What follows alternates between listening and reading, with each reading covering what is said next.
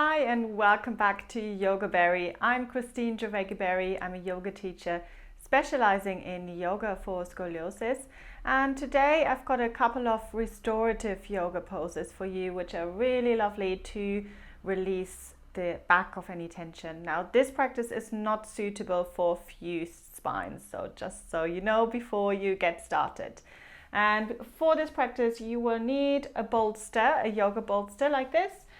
You will need a yoga block and you will need a blanket. So if you get everything ready, and then join me on the mat.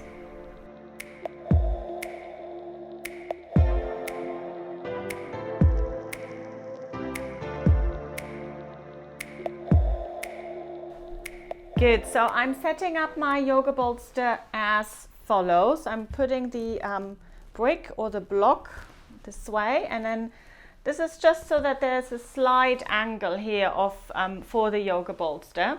Now, if you don't have a yoga bolster, you can do this with a couple of rolled up bath towels, for example. However, you would do this without the block, so they would just be lying down like this. So yoga bolster is always your better option. And I usually say this: if you invest in one prop for yoga, then let it be a yoga bolster.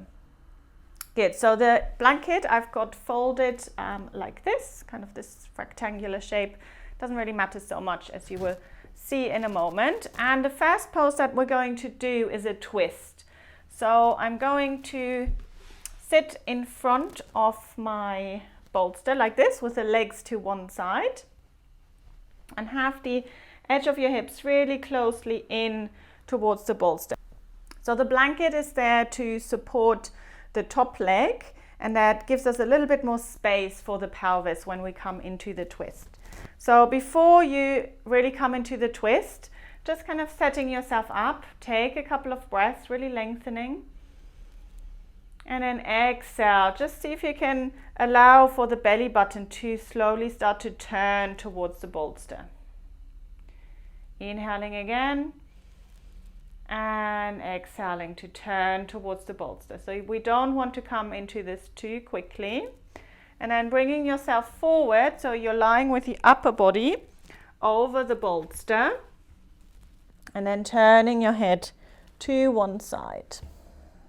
So usually it feels more comfortable to turn the head to the side where your legs are going. And we're going to stay in this.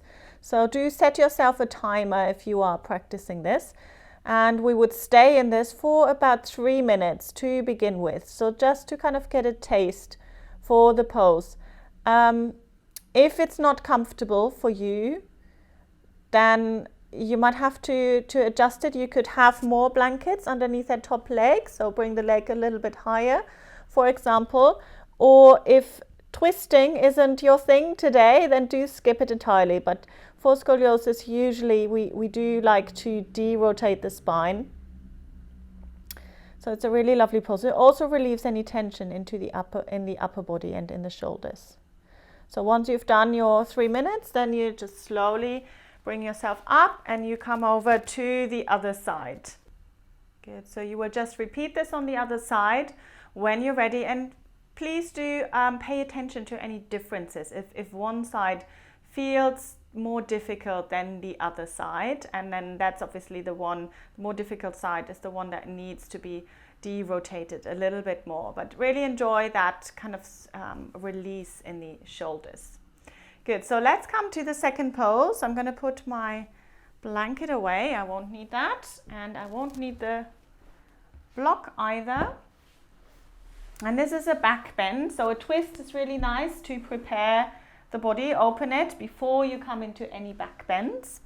And I'm going to come to lying down on my back, and I'm going to lift my hips off the ground and then bringing the bolster enough into the lower back, just so that the tailbone can drop off on the other end. So there's a slight arch here, and this brings the spine, believe it or not, into more of a neutral